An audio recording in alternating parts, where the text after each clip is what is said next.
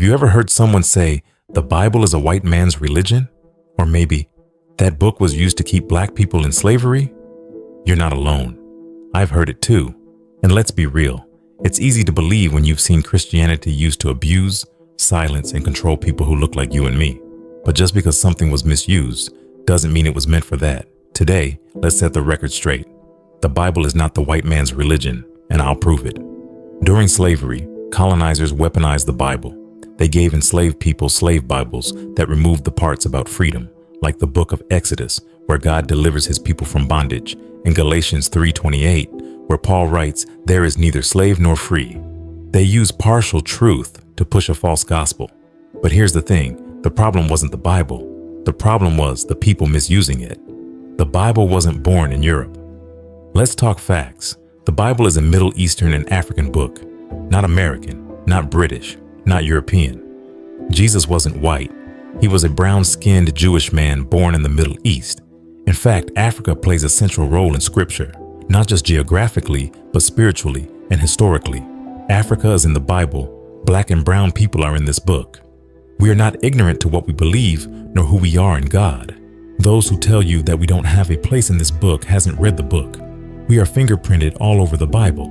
Hagar, an Egyptian woman, the first person in the Bible to name God, Genesis 16. Pharaoh's daughter, an African woman who raised Moses, Exodus 2. Zipporah, Moses' wife, was a Cushite.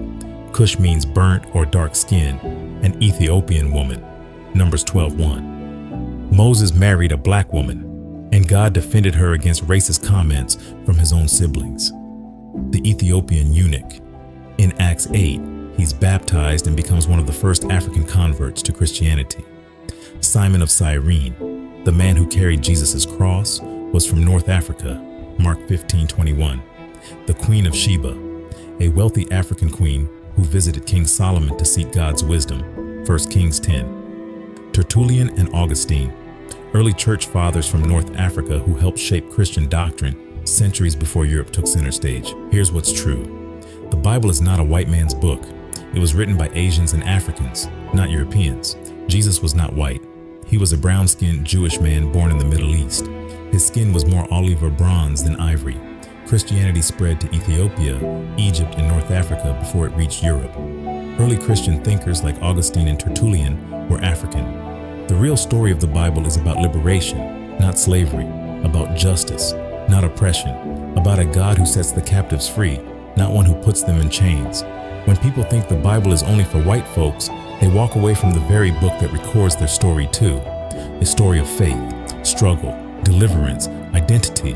So no, Jesus was not white. And the Bible, it's not owned by any one culture or skin color. It belongs to everyone who's ever needed hope, healing, and freedom.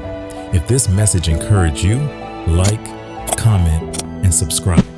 This is the Everyday Believers Network, where we bring the awareness of God to your everyday.